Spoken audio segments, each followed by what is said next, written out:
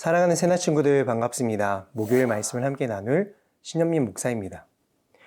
교회에서 사역을 하다 보면 참 다양한 사람들과 다양한 생각을 마주하게 됩니다. 하나님을 사랑하고 하나님의 말씀을 함께 묵상하지만 각자가 생각하고 느끼는 부분이 모두 일치하지 않는 것을 보면서 하나님께서 허락하신 다양성을 생각해 보게 되었습니다. 제가 좋아하는 문구인데요. 초대교회 어느 유명한 신학자가 이런 말을 했습니다. 본질적인 것에는 일치를, 비본질적인 것에는 자유를, 그리고 모든 것에는 사랑을. 참 멋진 말 아닌가요? 본질적인 것에는 일치를 이루고 비본질적인 것에는 자유를 인정하고 그리고 이 모든 것을 행할 때는 사랑을 바탕으로 행한다. 우리 신앙에도 있습니다. 본질적인 것과 비본질적인 것. 오늘 함께 살펴볼 주제는 형식이 아닌 본질입니다. 함께 본문 말씀 읽어보겠습니다.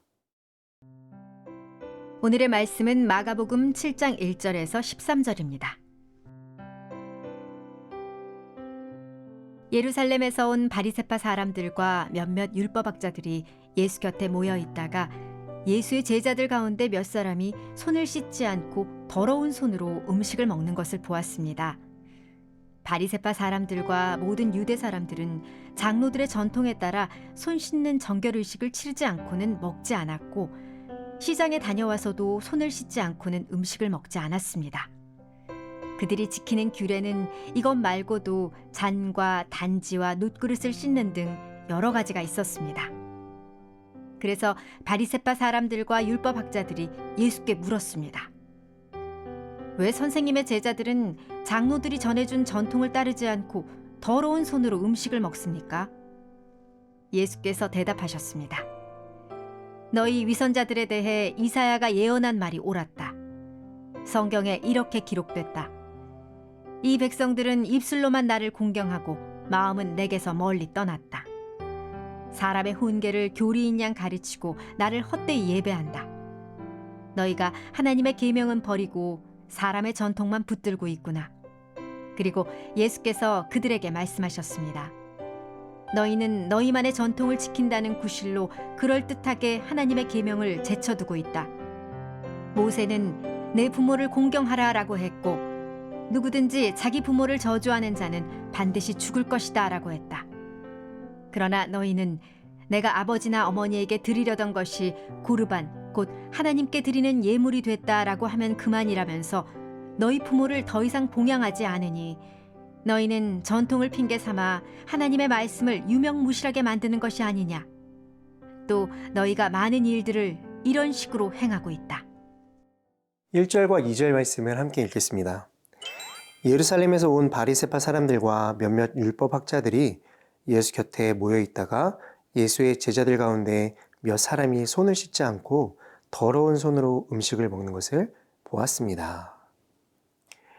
바리새파 사람들과 율법학자들이 예루살렘에서 갈릴리까지 먼 길을 떠나 예수님을 만나러 온 것은 예수님을 믿고 따르기 위해서가 아니었습니다. 예수님의 행동을 트집잡고 모함하기 위해서 찾아온 것입니다. 그렇기 때문에 그들에게는 당연히 예수님이 가르쳐 주시는 하나님의 말씀이나 예수님이 행하신 표적들은 눈에도 귀에도 들어오지 않았습니다. 그들의 관심사는 오로지 장로들이 정해놓은 전통을 거스르고 있는 제자들의 모습. 오늘 본문에 보면 따옴표로 되어 있죠. 더러운 손. 바리새파 사람들과 율법학자들의 관심이 어디에 가 있는지를 성경이 정확히 짚어서 보여주고 있는 것입니다. 더러운. 손으로 음식을 먹는 제자들의 행동에만 관심을 보이고 있는 것이죠. 이처럼 사람은 어디에 관심을 두는가, 무엇을 중심에 두는가에 따라 동일한 것을 보고 동일한 상황이 있다고 해도 전혀 다른 반응을 하게 됩니다. 예를 들어 컵에 물이 절반이 차 있습니다. 근데 어떤 사람은 이렇게 말합니다. 물이 아직 절반이나 남아있네. 근데 또 어떤 사람은 이렇게 말합니다. 물이 고작 절반밖에 안 남아있잖아. 이 같은 것을 보고도 다르게 반응하는 이유는 어떤 시각을 가지고 있는가, 마음 중심을 어디에 두느냐에 따라 달라진다는 것이죠. 그런데 교회 안에서도 이와 비슷한 일들을 경험하게 됩니다. 같은 상황이나 사람을 보고 어떤 친구는 감사한 것과 칭찬할 것들을 찾아내어 말하는 친구가 있는 반면에 어떤 친구는 불평과 불만이 마음이 차 있어서 비난하고 원망하는 말을 먼저 쏟아내는 친구가 있습니다. 이런 친구들에게는 은혜가 그 마음 안으로 들어올 수 있는 공간이 없습니다. 여러분은 어느 쪽에 속해 있나요? 사랑하는 새나 여러분, 우리는 하나님의 은혜와 능력을 위해 기도하죠. 그러나 그보다 이전에 우리의 마음의 중심이 먼저 바로 세워질 수 있도록 기도해야 합니다.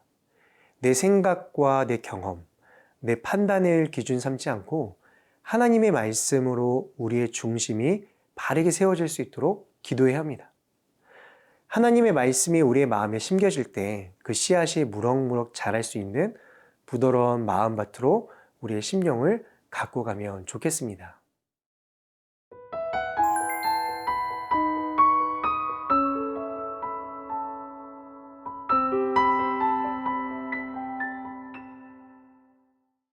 구절 말씀을 함께 읽겠습니다. 그리고 예수께서 그들에게 말씀하셨습니다. 너희는 너희만의 전통을 지킨다는 구실로 그럴듯하게 하나님의 계명을 제쳐두고 있다.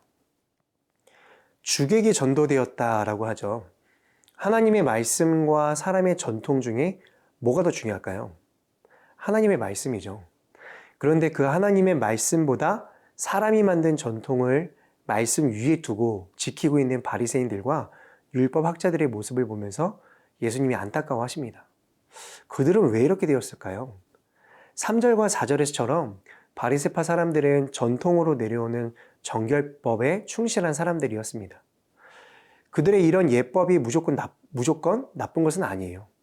나름대로의 일리가 있는 것들입니다. 예를 들어 흙먼지가 많이 일어나는 사막지대에서 더구나 대개는 손으로 직접 음식을 집어먹는 당시의 식사 습관을 생각할 때 손을 깨끗이 씻는 것은 당연한 일이죠. 그럼 뭐가 문제일까?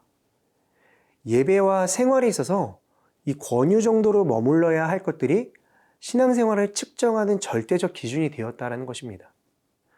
손을 씻어라는 이 단순한 기준이 손을 씻지 않으면 거룩하지 못하다라는 종교적 기준으로 변질되어 버렸습니다. 이런 관점으로 본다면 손을 씻지 않고 식사를 하는 제자들은 더러운 죄인이 되어버리는 것이죠. 그런데 반대로 예수님의 관점에서 보면 철저하게 손을 씻고 나름대로 거룩하다고 자부하던 바리새파 사람들이 오히려 겉으로만 외식하는 자였습니다.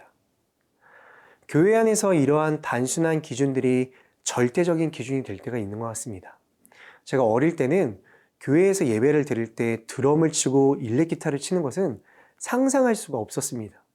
왜냐하면 옛날 어른들은 교회 안에서 세상 악기로 예배 드리는 걸 경건하지 못한 것으로 보셨었거든요. 복음성가, 이 CCM이라고 하죠.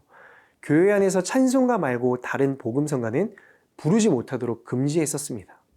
그런데 지금은 어떻습니까? 우리는 모든 악기로 하나님을 예배합니다. 다양하고 아름다운 믿음의 고백으로 풍성하게 찬양을 하죠. 사랑하는 새나 여러분, 내 삶에 있어서 부분적인 것들이 절대적인 자리에 가 있는 것은 없는지 우린 돌아보아야 합니다. 우리 삶에 있어서 절대적인 것은 오직 하나, 하나님의 말씀밖에 없습니다. 절대적인 진리를 날마다 붙잡되 부분적인 것들에 있어서는 넓은 마음으로 받아들이고 함께 맞춰감으로써 아름다운 덕을 세워나가는 우리 모두가 되기를 소망합니다. 참 진리이신 하나님, 내 삶의 절대적인 기준과 가치는 오직 하나님의 말씀뿐임을 기억하며 오늘도 만나게 되는 모든 이들에게 처하는 모든 문제 앞에 넓은 신앙을 소유한 자가 될 수 있도록 인도해 주세요. 예수 그리스도의 이름으로 기도드립니다. 아멘.